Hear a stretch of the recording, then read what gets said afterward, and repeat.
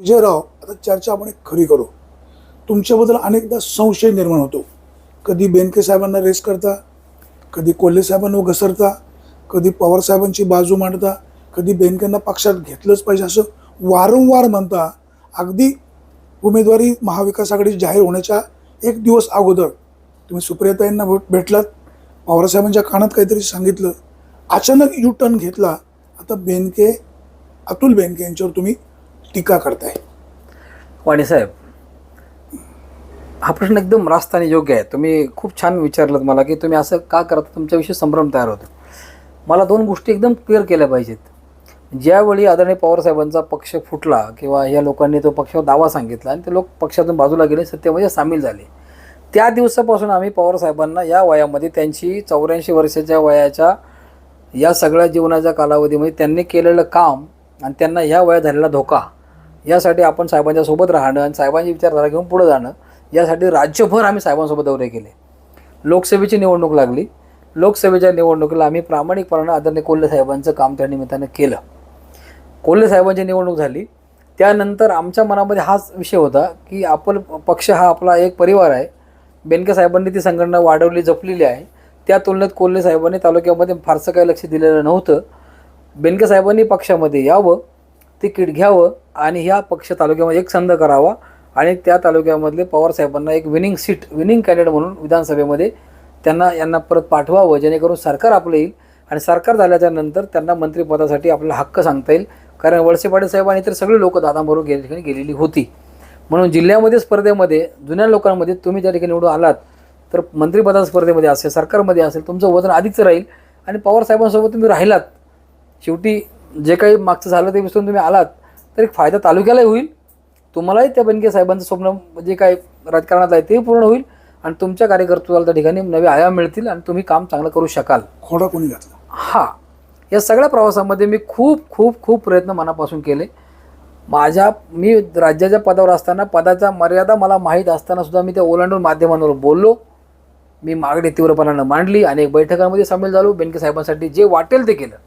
भावना एवढीच होती की निष्ठावान माणसाला संधी द्यावी आणि नाही जमलं तर सगळेजण म्हणाले तर बेनके साहेबांना पहिलं पक्षात घ्यावं, मग सतीशदादांना घ्या, मग तुम्ही मित्रांचा विचार तुम्ही त्या ठिकाणी करा. पण हे ट्युनिंग जे काय आमचं होतं ते पक्ष पातळीवरती, काही जे आता आपले जे पक्षातले लोक आहेत ते कन्सेंट त्यांचा आतून होता, पण ते लोक ओपन त्यामध्ये येत नव्हते. पण काही लोक बारामतीला सुद्धा आमच्यासोबत आले आणि याला वाचा फोडली त्या ठिकाणी. आणि खासदार साहेबांना वाईट वाटलं की माझ्या निवडणुकीमध्ये मला एवढी माझ्यावर टीका झाली तरी तुम्ही त्यांचं समर्थन करताय, असं कशासाठी करताय? पवारसाहेबांनी ह्या वयामध्येच त्यांनी सोडून दिले. काय विकास सांगताय की विकास होईलच तालुक्याचा ना? विकास झाला नाही. नाही, ऐका ना, कामं मंजूर होणं, निधी येणं हीच आपलं काही शेवटचं अंतिम ध्येय नाही ना. फक्त शेवटी राजकीय जीवनामध्ये निष्ठा आपण थोड्याशा घडीवर बाजूला ठेवू. आमदार बेनके सोबत गेले. माझं क्लिअर करतो, अतुल बेनके कोणासोबत गेले? अजित पवारांसोबत गेले. अजित पवार शरद पवारांचे कोण आहेत?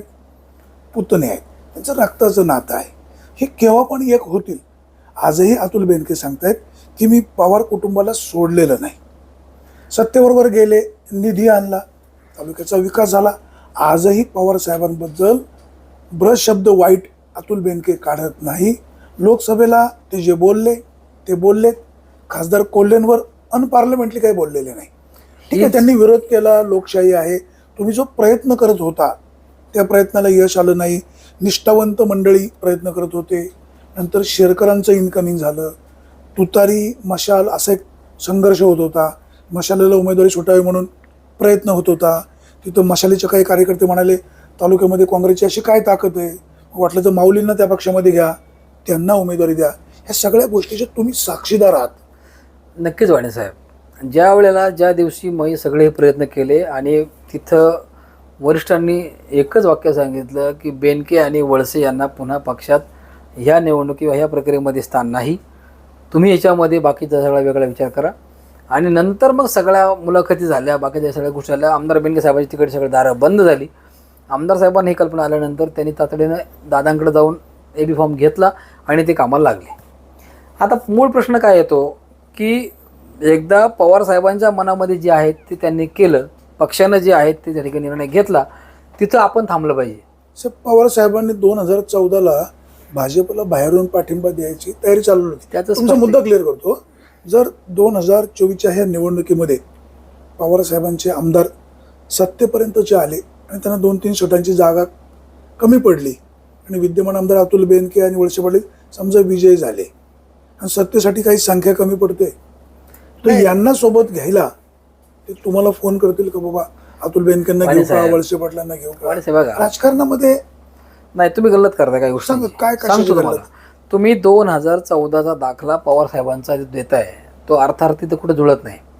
ज्यावेळी निकाल स्पष्ट होत होते त्यावेळेलाच भाजपसारख्या पक्षाला सोबत घेऊन शिवसेना सरकार स्थापन करण्याची अशी परिस्थिती आहे. त्यावेळेला शिवसेना पक्ष त्यांच्यासोबत राहू नये किंवा तो पक्ष त्यांच्यापासून बाहेर पडावा म्हणून ह्यांनी काय सांगितलं की आम्ही बाहेरून पाठिंबा देतो. देत नव्हते, देणार नव्हते, पण एक राजकीय डावपेच करण्यामध्ये पवारसाहेब बाहेर आहे. त्यांच्या कुठल्या वाक्याचा अर्थ कधी कुठं लागू होईल हे आपण सांगण्याची काही गरज नाही. सरळ घेऊ ना. आता माझं म्हणणं एवढंच आहे, पवारसाहेब कधीही त्यांनी काँग्रेस पक्षामध्ये अनेक स्थिती जर पाहिली, त्यांनी नवा पक्ष स्थापन केला, पण ते कधीही भाजपसारख्या संघाच्या विचारांशी कधी जोडले गेले नाहीत, ते कधी जोडले जाऊ शकत नाहीत. त्यांना वारसा यशवंतराव चव्हाण साहेबांचा, शाहू फुले आंबेडकरांचा, शिवशाहू फुले आंबेडकरांचा वारसा आहे, तो पुढे नेणार आणि तो वारसा, तो विचारांचा वारसा आहे, तोच आपण जपायचा हे आपल्याला समजतं. त्यामुळे भाजपसारख्या पक्षांसोबत ते कधी जाऊ शकणार नाहीत किंवा जाणार नाहीत आणि ते गेले पण नाहीत. यावेळी काय झालं की थेट भाजपबरोबर हात मिळवून झाल्यामुळं पवारसाहेब हे दुखावले गेले. त्यांनी पुन्हा आपला पक्ष उभा करण्याकरता जीवाचं रान केलं, राज्यामध्ये रान पेटवलं, लोकसभेचा प्रत्यय त्या निमित्तानं आपल्याला आला. घरामध्ये लढाई झाली, नणंद भाऊजाई, शेवटी सुप्रियाताई निवडून आल्या. त्यावेळी पण तसंच जडलं, लोकांना खरं वाटत नव्हतं, पण ही लढाई खरी होती आणि आजही लोकांना खरं वाटत नव्हतं. आजही बारामतीमध्ये राजकारणामुळं महाराष्ट्राच्या जनतेला वेठीस धरले असं वाटत नाही? अजिबात नाही. लोकांच्या भावना नाही फुटले. हे जनतेचा काय दोष आहे? दोष लोकांना कुठे दिलास? लोकांना चॉईस आहे, लोकांना चॉईस आहे. पवार साहेबांसारख्या महावटवृक्षाखाली उभं राहायचं की काल या झाडाखाली दैवत आहे पवारसाहेब म्हणून थांबत नाही. साहेब दैवत आहे म्हणून आपलं उत्तर येतं काय त्या दैवताविषयी? आपली रिस्पॉन्सिबिलिटी काय? पवार साहेबांना ह्या वयामध्ये किती वेदना द्यायच्या आपण? ज्यांना पक्षात घेतलं ते निष्ठावंत आहेत. नाही, ऐका, तुमच्या प्रश्नांना अनेक उत्तर अनेक तऱ्हेने देता येतील. नाही, सरळ प्रश्न माझा. मला लक्षात घ्या, भारतीय जनता पक्षाकडे अशी काय वॉशिंग मशीन आहे का? इकडचा भ्रष्टाचार माणूस तिकडे गेला का तो क्लीन होतो? भाजपनं काय केलं हे आपण गेल्या इंदापूरचे हर्षवर्धन पाटील साहेब पक्षामध्ये आले, त्यांना इन्कमिंग इलेक्टिव्ह मेरिट आता कुठल्या वॉशिंग मशीन मध्ये टाकलं नाही, गल्लत होते ते. मूळ काँग्रेस अपक्ष, नंतर काँग्रेस पक्षामध्ये, नंतर त्यांचा प्रभाव भाजपमध्ये झाला. शेवटी त्या लोकांनी तात्कालीन परिस्थिती बघून निर्णय घेतले आणि ते त्या ठिकाणी राहिले. पण आज पक्ष फुटल्यानंतर पक्षातला एक सहकारी आपल्याशी धोकाबाजी करतो, तो दादांच्या गटात जाऊन मिळतो, तर आपल्याबरोबर त्याला आमदार आपण आपल्या तिकड्यावर केलंय आणि तो आपल्याशी गद्दारी करतो. त्याला धडा शिकवायचा असेल तर त्याच्या ताकचा उमेदवार द्यावा लागेल. दुसरी 2 माणसं असताना नाही, सांगतो ना, माने होते, आप्पासाहेब जगदाळे होते, मान्य आहे मला, पण त्याच्यामध्ये साहेबांचे जे काही साहेबांनी निकाल लावले असेल त्याप्रमाणे त्यांनी कृती केली. त्या विचारावर आपण जाण्याची आपली कुवत नाही. त्यांनी नाही, प्रश्न एवढाच आहे, कुवतीचा नाही. भाजपत गेले, वॉशिंग मशीन मध्ये टाकून त्यांना क्लीन केलं. कुठली निरमा पावडर आहे? तेच भाजपत गेलेले साहेब तुम्ही आता आपल्याकडे घेतले. तुमच्याकडे कुठली पावडर आहे? वाणी साहेब, तुम्ही एक उदाहरण सांगताय. भाजपमध्ये सरसकट इन्कमिंग ज्या वेळेला 14-19च्या कालखंडामध्ये झालं, आपण छोटा पेढा खाल्ला ना. हा ना, राजकारणामध्ये सगळ्या गोष्टी तुम्हाला वापरायच्या असतातच, पण त्यातला मुख्य जो धागा आहे विचाराचा तो न सोडता तुमचा धागा काय आहे की मला जातीयवादी पक्षांबरोबर, धर्मांध शक्तींबरोबर या देशामध्ये ज्या काही अराजकता या शक्ती माजवत आहेत, हुकुमशाहीचं राज्य करत आहेत, लोकांच्या अन्नामध्ये माती घालवत आहेत, महागाईला भडका देत आहेत, उडतोय, सामान्य माणसाला किंमत नाही, बेरोजगारीचे सगळे प्रश्न उभे आहेत, शेतकऱ्यांचे प्रश्न उभे आहेत, गरिबांचे प्रश्न उभे आहेत. हे असताना सामान्य माणूस हा केंद्रस्थानी न मानता मोठे व्यापारी, मोठे धनवान लोक मोठे होत चाललेत. सहारा, अदानी, अंबानीच्या ताब्यामध्ये हे सगळं चाललेलं आहे. हे सगळं जात असताना तुम्ही सामान्य माणसाच्या जीवनाशी खेळत असताना याला वाली कोण आहे? तर या ठिकाणी राहुल गांधी प्रयत्न करत आहेत, उद्धवसाहेब ठाकरे या ठिकाणी आता सरकारमध्ये आहेत, किंवा मागच्या काळामध्ये महाविकास आघाडीमध्ये होते, महाविकास आघाडीमध्ये आता आहेत, किंवा आता पवारसाहेबांचं म्हणणं तेच आहे, सामान्य माणूस केंद्रस्थानी म्हणून तुम्ही काम करा. त्यासाठी काय करावं लागेल? सरकार आणावं लागेल. सरकार आणणं काय करावं लागेल? आपल्याला जास्त मेजर आमदार आणावं लागतील. आमदारांचे त्या ठिकाणी येण्याकरता काय करावं लागेल? इलेक्टिव्ह मेरिट पाहावं लागेल.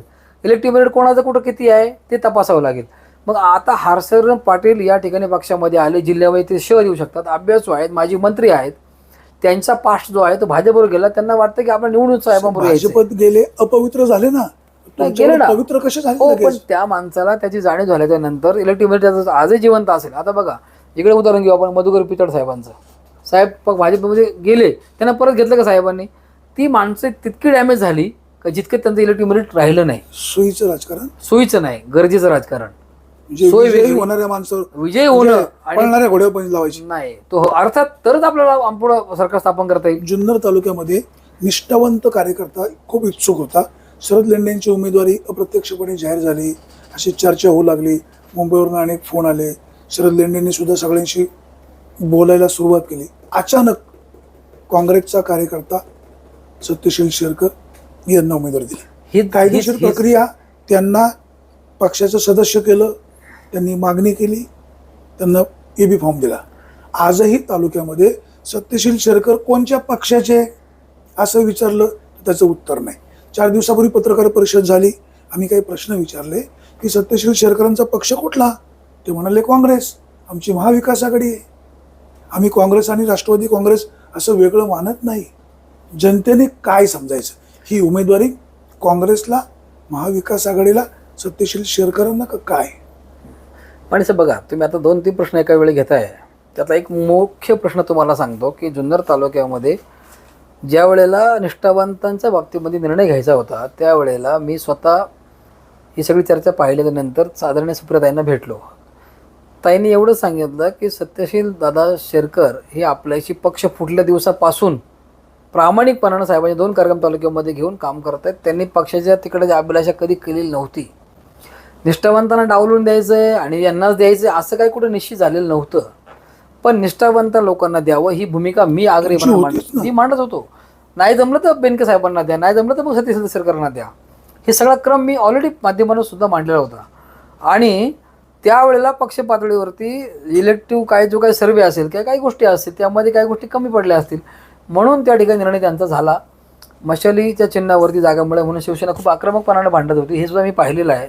त्यांचा ते हक्क मागत होते, त्यांचे त्यासाठी प्रयत्न खूप सुरू होते. पण त्या ठिकाणी महाविकास आघाडीच्या जागा वाटपाच्या धोरणामध्ये जुन्नरची जागा राष्ट्रवादी काँग्रेस पक्षाला आली. मग त्या नेतृत्वाने ठरवायचं कोण उमेदवार उभा करायचा. ही वस्तुस्थिती असताना त्या ठिकाणी पवारसाहेबांनी सत्यशील दादांचा एबी फॉर्म आपल्याला त्या ठिकाणी परवा पाठवला. त्याच्या आधी त्यांनी काँग्रेस पक्षाचा रितसर राजीनामा दिला, आपल्या पदाचा पण राजीनामा त्यांनी पक्षाकडे सोपवला. काँग्रेस पक्षाची कन्सेंट घेऊन किंवा त्यांचे सगळे विषय कानावर घालून त्यांना ही उमेदवारी देण्यात आली.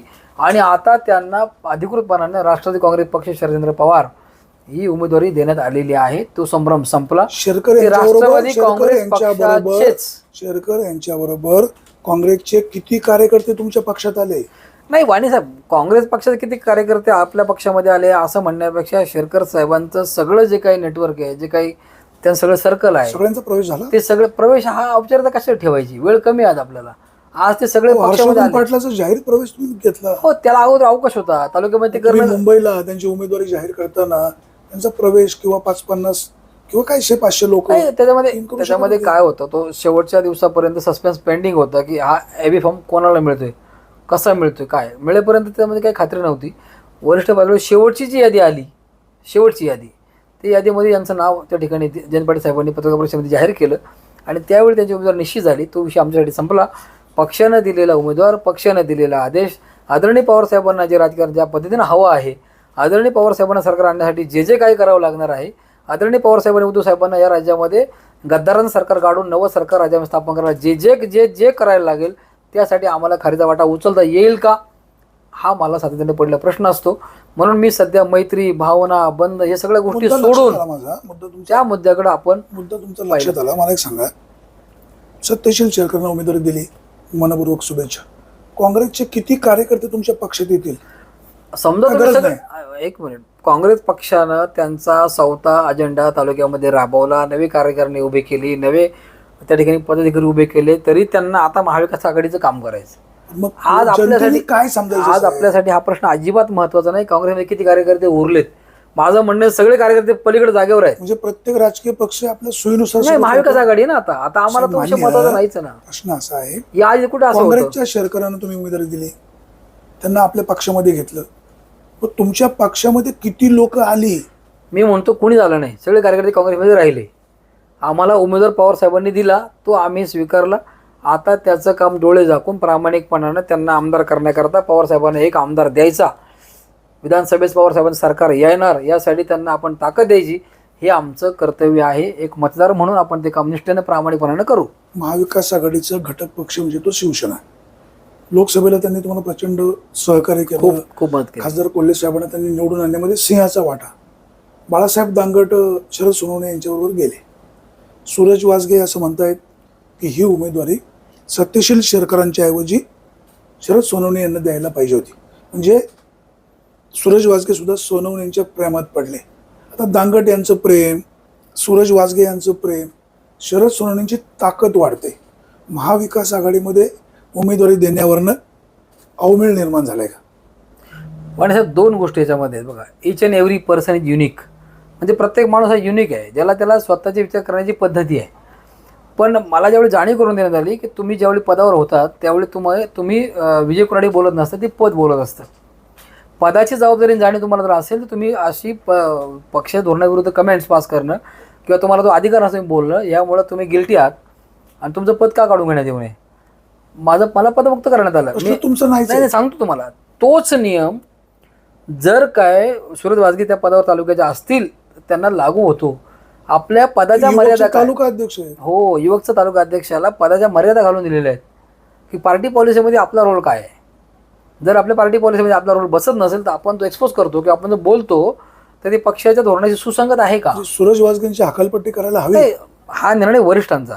तुमचं काय पण तुम्हाला एक न्याय, नाही, त्यांना एक न्याय. न्याय ते देतील किंवा काय करतील त्यांची आता समजूत घालतील. निवडणूक आहे म्हणून सावध बोलता. नाही, त्यांची चूक लक्षात आली तर आमचं काही म्हणणं नाही ना. आम्हाला बघा, आम्हाला कार्यकर्ता कुठं तोडायचं आहे, आम्हाला एक एक मत सर, महत्वाचं आहे. सूरज वासगे आपले मित्रच आहे. पण ते विजय बोलले कुराडे चुकीचं, त्यांचं समर्थन नाही. तेव्हा वास्तव मांडत होते तेव्हा त्यांच्यावर लगेच कारवाई केली. आता निवडणूक जाहीर झाली, उमेदवार डिक्लेअर झालाय, पक्ष आज एक एक मत मिळवायचा प्रयत्न करतोय. असं असताना सूरज वासगे पक्ष धोरणाच्या विरोधात बोलतायत. सूरज वासगेंनी ही भूमिका पक्षाच्या समोर बंद दाराच्या आड मांडली असती, सूचनेचं ऐकली गेली असती किंवा ती ऐकली गेली पण असेल. पण पक्षी राजकारणामध्ये, सामाजिक जीवनामध्ये तुमच्या सगळ्याच गोष्टी मनासारख्या घडतात असं होत नाही. शरद सोनवणे हे त्यांचा मोठो एकच होता, बेनकेंना पराभूत करायचं. भले मग शरद सोनवणे तिकडे आपण निवडून आणू काय की बाबा, कदाचित पवार साहेबांना एक कॅन्डिडेट द्यायचा. हा त्यांना स्वच्छ आणि शुद्ध हेतू आहे. मग त्यांच्या विरोधामध्ये कोणी अनेक बेनकेसारखे अनेक उमेदवार आहेत, आमदारासारखे अनेक उमेदवार त्या ठिकाणी समोर आहेत. त्याच्या सगळ्यामध्ये आपण सोनवण्यांना ताकद देऊ, त्यांना निवडून आणून त्यांना महाविकास आघाडीचा घटक बनवू आणि मग आपण त्याच्यामध्ये त्यांना आपल्या हक्काचा आमदार त्या ठिकाणी पवार साहेबांना देऊ. ही त्यांची प्रामाणिक सरळ भूमिका भावना होती. पण ती भावना कुठपर्यंत, ती भावना बघा, भावना असणं ही गुन्हा नाही, चूक नाही. मागणी योग्य का अयोग्य नाही, मागणी योग्य का अयोग्य ही पक्षाच्या पातळीवर आपण जज करायला हवी. मी किती ओरडत होतो की बेनकेंना साहेब पक्षाला नाही घ्यायचं. तालुका अध्यक्ष जेव्हा पक्ष हिताच्या विरोधात काही कमेंट पास नाही, करतो. तालुका अध्यक्ष ही एक गोष्ट आहे, त्याच्यावर जिल्ह्याचा अध्यक्ष आहे, त्याच्यावर खासदार साहेब आहे, त्याच्यावरती आणखी खूप लेअर आहेत सगळे मोठमोठे. आपल्याकडे निर्णय घेणे खासदार साहेब आहेत. पक्ष शिस्तीत कुठे बसतो? पक्ष शिस्तीमध्ये कुठलं यांचं वागणं नाही बसत. सुरेश भाऊंचं नाही बसत. त्याच्यामध्ये ते पक्ष नक्कीच काय याच्यावर काही कारवाई करेल याची मला खात्री आहे. पण माझं याच्या पलीकडे असं म्हणणं आहे की माझ्यावर झाली कारवाई म्हणून त्याच्यावर झाली पाहिजे असं नाहीये. त्यांना एक वेळ माफ करा, त्याची भावना समजून घ्या, पण पक्षाच्या कामाला गती आहे ती तशी राहू द्या. म्हणजे त्यांना माफ करा, त्याच्यावर तुम्हाला माझं पुन्हा त्या पदावर तुमचं वाणे साहेब नियुक्ती करा. मी एक मिनिट, मी पक्षाच्या कुठल्याही गोष्टीचा लाभार्थी नाही ना कुठल्या उमेदवाराचा मी लाभार्थी आहे. माझं मत स्वच्छ आणि स्पष्ट मांडणारा मी कार्यकर्ता आहे. तो माझा एक दुर्गुण समजा, त्याच्यामुळे मला तोटे होतात. पण आपल्याला एक आनंद राहतो की आपण काही खोटं बोलत नाही, आपण काही कोणाचा घात करत नाही, आपण काही कोणाची अप्रामाणिकपणाने काही वागत नाही. जे बोलतो ते समोर बोलतो, जे काय करायचं ते सगळं समोर करतो. आता सूरज भाऊंची वेळ अशी चुकली, एकदा पार्टी पॉलिसी डिसाईड झाल्याच्या नंतर आपण रोलिंग देणं, आपण त्यावर स्पेशली बोलणं आणि ते पण त्यासाठी जुन्या आपल्या विरोधातल्या उमेदवाराला फेवरमध्ये बोलणं, हा एक अत्यंत चुकीचं असं त्यांचं जे काही बोलणं वागणं झालं ते पक्षातल्या कोणत्या माणसाला आवडेल असं मला वाटत नाही. त्यामुळे तो विषय आम्ही त्याच्यावर चर्चा करण्याची काही गरज नाही. आता दिवस थोडे आहेत. खासदार साहेब सूरज वासगेंना म्हणणार की बाबा कसं काय तुम्ही पक्ष धोरणाच्या विरोधात गेलात, विजयराव तुम्ही न सांगता बारामतीला कसे गेलात, त्यांची कानउघाडणी ते करतील. खासदार साहेब 100% बोलतील, कारण शेवटी खासदार साहेबांचं पण अस्तित्व पणाला लागलेलं आहे. त्यांनी आज एवढा राज्यभर दौरे करत असताना मी पण त्यांच्यावर खूप टीका केली, तुम्ही पक्ष असं हे करताय, आमचं ऐकत नाही वगैरे. पण आपण ज्यावेळी त्या भूमिकेत जातो ना त्यावेळी आपल्याला ते कळतं की ह्या माणसाची नेमकी अडचण काय. एवढ्या 6 तालुक्यामध्ये 5-7 विधानसभा क्षेत्रामध्ये ते काम करतायत, सगळ्यांना समाधानी ते करूच शकत नाही. शेवटी तो पण एक माणूस आहे. मग त्यांना निर्णय घेताना शेवटी एक दुखावला जातो, एक खुश होतो किंवा एकाला न्याय देताना अनेक जण अन्याय होतो, असं जे चित्र निर्माण होत असतं. आपण ज्याचे समर्थक असतो ते आपल्याला वाटत असतं की आमच्या माणसं अन्याय केला की आपल्याला चिड येते आणि आपल्या माणसं न्याय मिळाला की आपला आनंद होतो. हे होत असतं. पण म्हणून त्यांच्यावरती आगपाखड करण्यापेक्षा ते ज्या पदावर आहे त्या पदावर आपण असलो आपण काय करू शकलो असतो. निवडणूक जाहीर झाल्यानंतर सुरेश वासगेंनी जे रोलिंग केलं, जे बोलले ते पक्षाला घातक. सत्यशील शेरकर यांची उमेदवारी जाहीर झाली, प्रचार सुरू झालेला आहे. या विभागाचे खासदार विरोधी पक्षाचे उमेदवार म्हणजे अपक्ष उमेदवार शरददादा सोनवणे यांच्या निवासस्थानी जातात. दाराआड काही चर्चा होते. निवडणूक सुरू असताना असं काही जेव्हा घडतं, मतदारांच्या मनामध्ये वेगवेगळी चर्चा सुरू होते. आता कदाचित तुम्ही असं म्हणणार नाही, धाडस दाखवणार नाही की कोल्हे साहेबांची चूकच आहे, तर तुमच्या दृष्टीनं हे कितपत योग्य? नाही, धाडस दाखवलं काय म्हणे साहेब. हे बघा, तुमचं एक गोष्ट मला आवडली की तुम्ही काय म्हणता, ह्यामुळेच राजकीय संभ्रम तयार होतात. जर होत असतील तर हो होतात तुम्ही ना, जाणकार आहे. 100% होतात. संभ्रम होतातच. खासदार साहेबांचं यावेळी असं भेटणं हे मलाही चुकीचं वाटतं. पण आपण ही एक बाजू पाहिली की ते भेटायला गेले, पण दुसरी बाजू कुठं पाहिली की ते भेटून काय त्यांच्या डोक्यामध्ये होतं, का भेटलेत. मला पवार वाटतं साहेब आणि अजित पवारांची जर बारामतीत भेट झाली, बंद दाराआड चर्चा केली, तर लोकांनी काय समजायचं नाही, की बाबा काय नाही, ते दोघं काका पुतणे आहेत, दिवाळीबद्दल चर्चा केली असेल किंवा 23 तारखेनंतर सरकार कोणाचं येतंय, तुला मदत लागली तर मी करतो किंवा मला मदत लागली तर तू कर, असं काही नाही. बघा, तुम्ही म्हणताय ते अगदी रस्त्याच्या वाट्याने येताना त्यांचं शरदादांचं घर आहे, त्या दिवाळीच्या निमित्ताने त्यांना ते भेटायला गेले. काही राजकीय चर्चा झाल्या असत्या तर त्याची काळजी, त्याची चिंता करायला पाहिजे कोणी उमेदवारानं, सत्यशील दादांनी. So, आपण एक बातमीदार आहे, तुम्ही एक जाणकार आहात, पण त्यांची तुम्ही मदार, पक्षाचे कार्यकर्ते म्हणून ही चर्चा नाही हो आहे. मला कळलं, पण त्यांची मदार आदरणीय कोल्हे साहेबांनी एवढी आहे की कोल्हे साहेब जे करतील ते आपल्या हितासाठी करतील, साहेब, ही त्यांना खात्री आहे. लोकसभेला शरद सोनवणे यांनी खासदार कोल्हे यांना मदत केलीच. कोल्हेंच्या माध्यमातून शरददादा सोनवणे तुतारीची उमेदवारी घेण्याचे प्रयत्न करत होते. हे आता लपून राहिलेलं नाही. शेरकरांची उमेदवारी जाहीर झाल्यानंतर अचानक सोनवणे कोल्हेंची भेट होते. लोकांमध्ये वेगवेगळी चर्चा होऊ शकते. चर्चा अशी पण होऊ शकते, समजा चुकून महाविकास आघाडीच्या उमेदवाराला दगाफटका झाला आणि शरददादा विजयी झाले, तर दादा ठीक आहे, लोकशाही आहे, मतदारांनी तुम्हाला जर स्वीकारलं तर नंतर आमच्याकडे या. अगोदर काही निमंत्रण द्यायला गेले असतील. राजकारणामध्ये कोण माणूस कोणाला कशासाठी भेटेल याचे तर्कवितर्क आपण अनेक पद्धतीने लढवतो.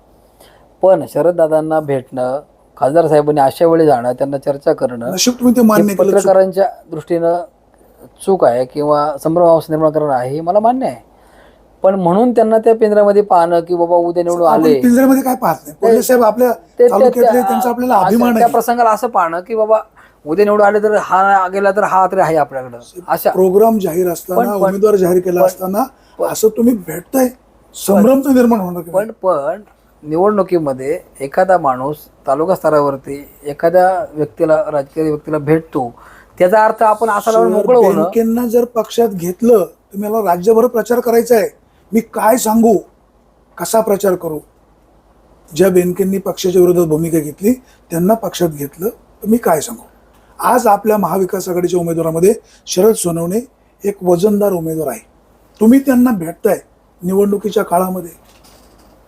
भेटू दे आणि बघा, भेटल्याने आपण माध्यम त्याचा भाऊ करतायत. एक सामान्य मतदाराला माहिती आहे. बेनकेंना पक्षात घेतलं असतं तर महाराष्ट्रभर काय सांगू.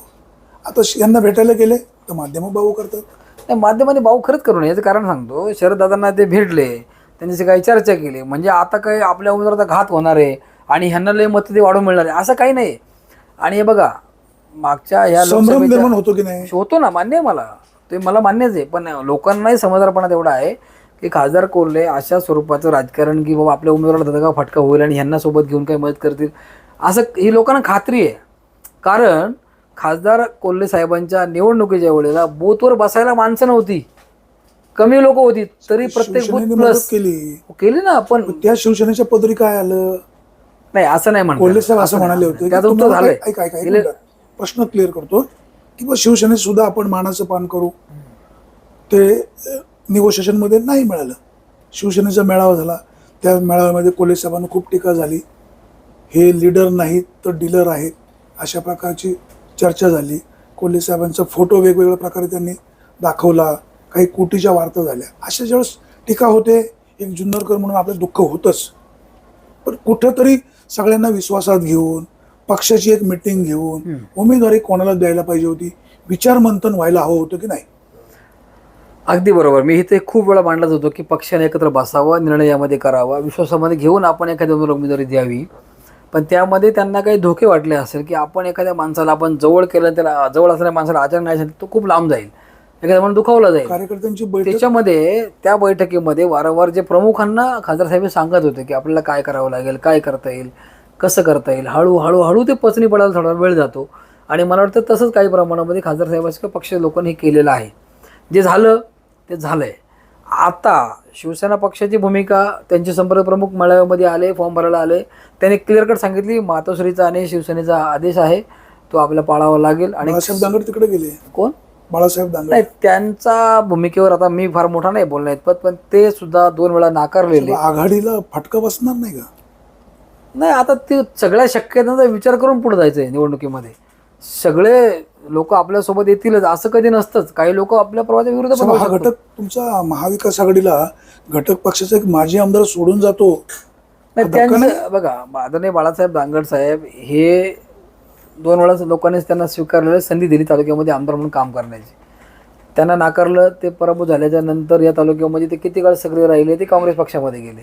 ते तिथं रमले नाहीत. त्यांना उद्धव ठाकरे साहेबांचा पक्ष फुटला, दुःख झालं. ते परत मातोश्रीवर गेले, त्यांना धीर दिला आणि आता तुम्हाला उभं करण्यासाठी तुम्ही काळजी करू नका, आम्ही आहोत असं म्हणून तिथून त्यांना विश्वास देऊन परत आले. अरे मग त्यानंतर जर ह्या पक्षाच्या ज्या काही निर्णय प्रक्रियेमध्ये तुम्ही आहात त्याच्यामध्ये तुम्हाला आता अचानक एखाद्याचा पुळका यायला लागला, पक्षाची शिस्त, पक्षाचा विचार, पक्षाचं पुढचं विजन, सरकार अन्याय करण्यासाठी करायचे प्रयत्न, एकजुटीची भावना, महाविकास आघाडीची एकमेकांची जबाबदारी, हे सगळं तुम्ही विसरून गेले. आणि ह्याला उमेदवार द्यायला पाहिजे होती, त्याला द्यायला, पक्ष नेतृत्वाकडे हे तुम्ही भांडायला पाहिजे होतं. असं खुल्या व्यासपीठावरती प्रत्येकाला जर तुम्ही बोलत राहिले तर तुमची आहे ती किंमत तुम्ही संपवताय. तुम्ही एक आदराचं स्थान म्हणून लोक तुमच्याकडे बघतायत. तुम्ही त्या काळातल्या बाळासाहेब ठाकरे साहेबांच्या विश्वास सहकारी म्हणून तुमच्या कुटुंबाला तुमच्याकडे पाहिलं जातं. ती विश्वासार्हता तुम्ही संपवलेली आहे. म्हणून जुन्नरकरांच्या वतीनं तुमची अशी भूमिका जी आहे ती संदिग्ध स्वरूपाची भूमिका आहे, ती लोकांना अजिबात आवडलेली नाही. त्यांना खूप टाळ्या मिळाल्या, खूप बरं वाटलं.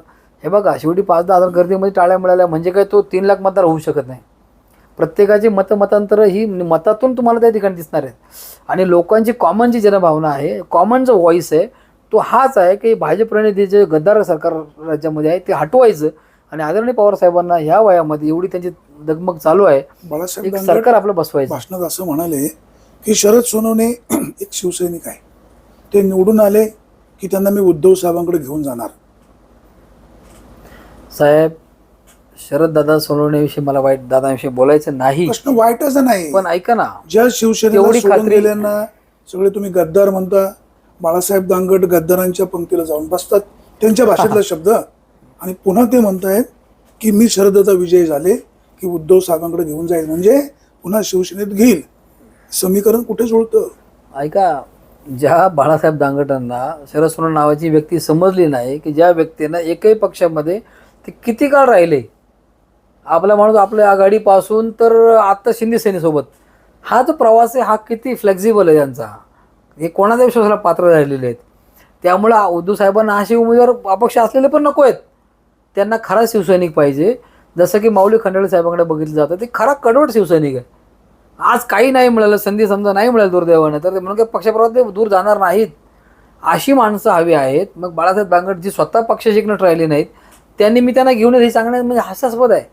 म्हणजे त्यांचा आणि ह्यांचा गुण सारखाच आहे का दोघांचा? आणि ह्या सगळ्या गोष्टीकडे लोक करमणूक म्हणून बघतायत. तुम्ही याला फार सिरियसली घेण्याचं काही कारण नाही. बाळासाहेब दांगटांचं भाषण हे आता करमणूक म्हणून लोक बघतील त्या सभेतलं, त्याच्यामध्ये लोक ते भाषण ऐकून हसतीलच, त्यातून बोध काही घेणार नाहीत. त्यामुळे ते काही म्हणाल ते सोडून द्या. लोकसभा निवडणुकीनंतर मोहित ढमाले यांना तुमच्या पक्षाने खूप पळवलं. त्यांनी सगळीकडे फ्लेक्स लावले, पत्रकं वाटली, पोस्टर लावले, कोण मोहित ढमाले, किंवा वेगवेगळ्या प्रकारे त्यांनी त्यांची मार्केटिंग केलं. ऐनवेळी त्यांचं फक्त कट झालं. वाणी साहेब, त्यांना पळवण्याची गरज का होती? पक्षामध्ये संधी एकालाच मिळणार आहे हे आपल्याला माहीत आहे. आदरणीय लेंडे साहेब आणि मोहित ढमाले हे 2 स्पर्धेमधले कॅन्डिडेट होते हे आपल्याला माहीत आहे. पण मोहितजी ढमाले या तरुण वयामध्ये त्यांना जिल्हा परिषद संधी मिळाल्याच्या नंतर थेट आमदारकीच्या पटलावर त्यांना जाता आलं, का तिथं उमेदवारी मागण्याकरता ते पात्र झाले किंवा त्यांनी प्रदर्शित केलं मत की मला आमदार व्हायचं आहे. आणि मोठं गाव आहे, ओतूरसारख्या गावानं आमदारांची परंपरा लाभलेली आहे, त्यातून त्यांना लिडिंग करायला मिळणं ही स्वाभाविक आणि नैसर्गिक बाब आहे, याच्यामध्ये काही गैर नाही. पण त्या सगळ्या गोष्टींमध्ये पक्षानं आता निर्णय घेतले, त्यानंतर आपण भाष्य करावं. मुळात याच्यावरती चर्चा होते कशी. सत्यशील शेरकर एक ब्रँड आहे, त्यांचा पक्ष काँग्रेस आहे. आता काँग्रेस पक्षाची ताकद तालुक्यात किती हा भाग वेगळा. तुमचं निष्ठावंत आहे, तालुक्यामध्ये तुमच्या पक्षाची ताकद आहे, पवार साहेबांचं तुम्हाला लेबल आहे, खासदार अमोलजी कोल्हे आपल्या तालुक्यातले आहे. एवढं असतानाही तुम्हाला उमेदवार आयात करावा लागतो, हे दुर्दैव वाटत नाही साहेब? आयात आता हा विषय संपलाय, कारण पक्षाला सांगतो मान्य आहे, मला आता कळलं, उमेदवारी मला जाहीर झाली. तुमची भूमिका मला आता आपल्याला कळाली. काही शेरकर साहेब पण विजयी शेवटी झाले बघा, पाहिजे. आपण तुलना कोणाची करू नये, पण शेरकर कुटुंब, बेनके कुटुंब या तालुक्यातली मूळ राजकारणातली मोठी कुटुंब आहेत. शेठबाबांपासून आपण जर पाहिलं तर शेठबाबांच्या नंतर सोपान शेठ असेल, आता सतीशदादा असतील, या लोक एक त्यांना एक जुना वारसा राजकीय स्वरूपाचा चांगल्या प्रमाणामध्ये मोठ्या स्वरूपाचा आहे आणि तो अजून टिकून आहे. अनेक घराण्यांमधले आमदार लोक झाले, पण त्या घराण्यांचा वारसा सक्षमपणे तेवढा पुढं आहे का? काहींचा नाही आहे. पण आदरणीय वल्लभशेठ बेनके साहेबांच्या कुटुंबातला असेल, ह्यांचा असेल, हा वारसा टिकून आहे, नावाला ग्लॅमर आहे. सत्यशील शेरकर हे एक इंडिव्हिज्युअल पर्सन म्हणून पाहिलं जात नाही, तर कारखाना उभारणीमध्ये शेतकऱ्यांच्या जीवनामध्ये बदल घडण्याच्या करता, चांगला जीवनमान उंचवण्याच्या करता त्या कारखाना आणि त्या परिवाराचा वाटा आहे. ते नक्कीच कॉन्ट्रीब्युशन लोकांना मान्य आहे. मग ह्या धर्तीवरती असणारा सभासद वर्ग, असणारा शेतकरी वर्ग, लोक फार समाधानी नसतील पण अजिबात खुश नाहीत अशी परिस्थिती नाही. किमान समाधानी लोक त्या कारखान्यामुळे आहेत. आणि आपल्याकडं कारखान्याच्या स्पर्धांमध्ये आजच्या कालखंडामध्ये इतका कारखाना चांगल्या पद्धतीने चालल्याचा असताना त्यांना त्या कुटुंबानं आमदारकी खासदारकी त्या ठिकाणी लढवलेली आहे, खासदारकी त्यांना एकदा मिळालेली आहे. ती सक्षमपणाने ती क्षमता ठेवतात आणि म्हणून त्यांना ती उमेदवारी पवारसाहेबांना वाटत असेल, आदरणीय कोल्हे साहेबांना वाटत असेल की या कुटुंबाकडे एक संकल्प पेलण्याची क्षमता आहे, यांना उमेदवारी देऊ असा निकष लावून दिले असेल तर काही यांच्याकडे क्षमता नव्हती असा अर्थ होत नाही. पण आता ती उमेदवारी दिलेली आहे, तुमच्या दृष्टीनं ती मान्य करून आपण पुढे जाणं कार्यकर्ता होणं गरजेची गोष्ट आहे. आपण पुढेच गेलेलो आहे. शेरकर साहेबांना आपल्या विजयाच्या शुभेच्छा आहेत. पण ज्यावेळेस निष्ठावंतांच्या नावाची चर्चा होते आणि ऐनवेळी शेरकरांना दिलं जातं, आपल्या जुनी माणसं किंवा जुना कार्यकर्ता दुखावला जातो, त्याचा फटका बसेल असा विचार होतो. निष्ठावंतांना संधी मिळायलाच पाहिजे होती, या भूमिकेवर आम्ही होतो. पण साहेब आता शिळ्याकडलं ऊत आणून करायचं काय? आम्ही ऊत आणतच नाही. आता तुम्ही त्यावरती आपण दुःख करून काय करायचं? साहेब अजिबात दुःख नाही. आपल्या शेरकर साहेबांना खूप खूप शुभेच्छा. ते 23 नोव्हेंबर नंतर आमदार असतील अशाही शुभेच्छा. प्रश्न एवढाच आहे, सुरुवातीपासून तुम्ही जे पळ पळ पळ पळ पळत होते, शेवटी तुम्हाला सगळं माहीत असताना देखील ज्या निष्ठेच्या गप्पा मारल्या, निष्ठावंतांच्या हाती काय आलं? आज हाती यायला पाहिजे असं नाही. काळाच्या पोटामध्ये याची सगळी उत्तरं दडलेली आहेत. शेवटी प्राधान्याने विचार कोणाचा होतो, कोणत्या गोष्टीसाठी होईल, एवढं नाही मिळालं तर एवढं काहीतरी मिळेल. शेवटी हा प्रवास आपल्याला चालायचा आहे, ही वाट आपल्याला चालायची. हा विचारांचा वसा आपण खांद्यावर घेतला, तो आपल्याला पुढं न्यायचा आहे. आयुष्यामध्ये सगळ्यांना सगळ्या गोष्टी मिळाल्या असं नाही. राजकारणामध्ये अनेकांना आता शरद पवार साहेबांना पंतप्रधान होता नाही आलं. मग एक उद्योगपती असं म्हणाले की देशाला न लाभलेले सर्वोत्तम पंतप्रधान म्हणजे शरद पवार आहेत. क्षमता होत्या, सगळं होतं, पण काय राजकीय जुळले नसतील. मला वाटतं आयुष्यामध्ये सगळ्यांना सगळं मिळतं असं नाही. जे काही आपल्याला प्लॅटफॉर्म मिळाला तो पक्षामुळे मिळाला. लेंडे साहेबांना जिल्हा परिषद सदस्य 3 वेळा होता आलं, उपाध्यक्ष होता आलं. बेनके साहेबांच्या मागच्या कालखंडात त्यांना आमदारही होता आला असतं, त्यांनी तो त्याग केला म्हणून थोडेसे ते मागं राहिले. पण म्हणून काहीच मिळालं नाही पक्षामुळं असं म्हणता येणार नाही. शेवटी पवार साहेबांची देण आहे, त्यांची कृपा आहे. या कृपाक्षेत्रामध्ये ते त्या ठिकाणी वावरत आहेत, तालुक्यामध्ये फिरत आहेत. मोहिजी डांबळेसारखा एक तरुण कार्यकर्ता मागच्या कालखंडामध्ये त्यांना जिल्हावर संधी मिळाली, त्या गावानं त्यांना डोक्यात उचलून घेतलं, खूप विकासाची कामं केली, मोठं नाव त्यांनी कमवलं, ट्रान्सपरंट आणि नॉन करप्ट चेहरा म्हणून त्यांनी काम केलं. आमदारकी पण ते चांगल्या ताकदीने चालू शकले असते. पण मला वाटतं नियतीला आज ते मान्य नसेल. काळाच्या पोटामध्ये ते लिहून ठेवलं असेल तर आज थांबायला हरकत नाही. काळ आपली वाट पाहतोय असं म्हणून आपण थांबावं, आज जीव तोडून काम करावं आणि पुढचा दावा आपण करावा. इथपर्यंत आपलं शक्ती, आपल्या पंखामध्ये बळ आलं की आपण त्या ठिकाणी उडायला तयार होतो. एवढं आपण तर साधा अर्थ घेऊन पुढे जावं. उड्या आणि कोलंडोड्या मारून आपलं अधपतनाने अवमूल्यन करून घेऊन याच्यामधून काही साध्य होणार नाही, ही त्यांनाही सगळं माहीत आहे. म्हणून पवारसाहेबांचे विचार, पवारसाहेबांची आजची गरज, पवारसाहेबांचे आजचे प्रायोरिटीज, याला आपलं प्राधान्यक्रम सर्वाधिक देऊ. आणि पवारसाहेबांनी आज दगड दिला असं समजू. आपण म्हणतो की दगड दिलं तर आम्ही त्याचं काम करू. त्यापेक्षा तर सतीश शेरकर खूप उजवे आहेत, त्यांच्याकडे सगळ्या क्षमता आहेत, त्याच्याकडे सगळी यंत्रणा आहे, माणसं आहेत. जुन्नर तालुक्याच्या मतदारांनी दगडाला मतदान करायचं, जुन्नर आपण- तालुक्याच्या मतदारांचा तुम्ही अवमान करताय. आपण असं म्हणतो, पवार साहेबांनी दगड दिला तरी आम्ही काम करू. हे तर सत्तेची सरकार आहेत. हे काही कमी किमतीचे आहेत का? हा माणूस काय कमी, या काय कुटुंबाचा वारसा आहे, किती मोठं काम आहे यांचं, हे आपण याला कुठेतरी मान्य करून पुढे जाऊ. आता त्याला आपल्याला उमेदवार अर्ज भरले, उद्या माघारी होतील, आपल्याला उरलेत 18-17-16 दिवस, त्याच्यामध्ये आपण जीव तोडून काम करू, जे काही मत गोळा करू, पवार साहेबांच्या झोळीमध्ये ते मत टाकू, उद्धव साहेब ठाकरेंच्या झोळीमध्ये ते मत टाकू, कडवट शिवसैनिक म्हणून एक काम, एक त्यागाची भूमिका आपण घेऊ आणि जीव तोडून झोकून देऊन काम राहुल करू. गांधींचं नाव राहिलं. राहुल गांधींचं नाव राहिलं. राहुल गांधी साहेब पक्षाच्या राष्ट्रीय पदावरती काम करतात, आधी तुम्ही असं मगाशी म्हणाले बाबा आपण पवार साहेबांच्या झोळीत एक आमदार टाकू, काँग्रेस पुन्हा उद्धव साहेबांच्या झोळीत एक टाकू. नक्कीच. काँग्रेसचं राहुल साहेबांना यांना राहुल नक्कीच साहेबांना महाविकास लागलं. आघाडीमध्ये जिथं कुठं काँग्रेसचा कॅन्डिडेट आहे तिथं राष्ट्रवादी काँग्रेस पक्ष तोडून काम करणार आहे, तिथं आज शिवसेना काम करणार आहे, जिथं कुठं शिवसेनेचा कॅन्डिडेट आहे तिथं काँग्रेस आणि राष्ट्रवादी लोक काम करणार आहेत. हे बॉन्डिंग जे आहे ना, हे पवार साहेबांना आपल्या मतामधून दाखवून द्यायचे, त्याचा फायदा आपल्याला येत्या विधानसभेला नक्की त्या स्वरूपामध्ये होईल. परंतु या सगळ्या प्रक्रियेमध्ये पवार साहेबांना ज्यांनी सोडलं, ज्यांनी त्यांचा घात केला, त्यांनी ज्या सगळ्या प्रक्रियेमध्ये विषय वेगळा आहे. लोक काय करायचं ते काळजामध्ये जी करतील, जखम कुणी झालेली कोणाला आहे सोडलं त्याचं ती प्रक्रिया प्रत्यंतर सर तुम्हाला काय का? निवडणुकीमध्ये येईल. जे काय होईल ते होईल. जुन्नरकरांनो, आपल्या सोबत होते हे विजयराव कुऱ्हाडे, हे कायद्याचे अभ्यासक आहेत, एका राजकीय पक्षाचे कार्यकर्ते, पदाधिकारी, हा भाग वेगळा. परंतु जुन्नर तालुक्यामध्ये सध्या जे काही चालू आहे, जे अपक्ष उमेदवारी जे 2-3 एकाच नावाने आलेले आहेत, त्या संदर्भामध्ये जी वेगवेगळी चर्चा होते, त्या संदर्भात आपण त्यांचं मत जाणून घेतलेलं आहे. खासदार माजी आमदार शरद सोनवणे यांना विधानसभेची निवडणूक सुरू असताना भेटल्यानंतर लोकांच्या मनात काय वेगळी चर्चा होऊ शकते त्यावरही आपण बोललेलो आहे. त्याचबरोबर निष्ठावंतांना डावलून सत्यशील दादांना उमेदवारी दिली, निष्ठावंतांना काय वाटेल आपण ही पण चर्चा केली. सुरुवातीला बेनके साहेबांनाच उमेदवारी दिली जावी अशा प्रकारची मागणी करणारे विजयराव आता थंडावले कसे, याही सगळ्या मुद्द्यांवर चर्चा केलेली आहे. आपल्याला कोणालाही कमी लेखायचं नाही. खासदार अमोल कोल्हे आपल्या तालुक्यातील आहेत, त्याचा सगळ्यांना अभिमान होता आहे, भविष्यकाळात पण राहील. राजकारणामध्ये वेगवेगळ्या प्रकारची टीका टिप्पणी होत असते. ज्याला राजकारणात टिकायचं आहे त्यांनी टीका सहन करण्याची क्षमतासुद्धा ठेवायची ठेवावी लागते. असं म्हणतात, एखाद्या ठिकाणी चांगलं काम केलं तर हार स्वीकारायची तयारी ठेवावी लागते, तसं एखाद्या ठिकाणी काम चुकलं तर जोडे खायची पण तयारी ठेवावी लागते. प्रेक्षको, दिवाळी आहे, मला दिवाळीच्या खूप खूप मनापासून शुभेच्छा. विजयराव, आपण वेळात वेळ काढला, भाऊबीज आहे आणि आम्हाला वेळ दिला, तुम्हालाही मनापासून धन्यवाद. Thank you thank you. प्रेक्षको, आपण कुठेही जाऊ नका, पाहत राहा फक्त विघ्नर टाइम्स, शोध बातमीचा, ध्यास सत्याचा. धन्यवाद.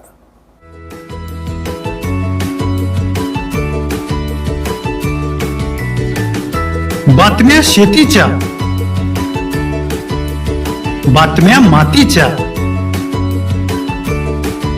बातम्या अन्यायाच्या, गुन्हेगारीच्या,